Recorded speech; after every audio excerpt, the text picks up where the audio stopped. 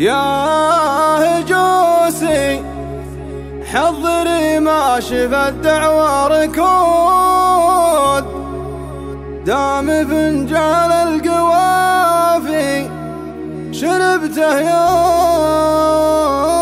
دار.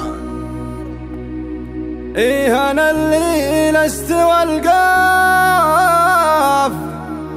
واركز العمود، يبطي النقاد ما ينقد بيوت الكبار.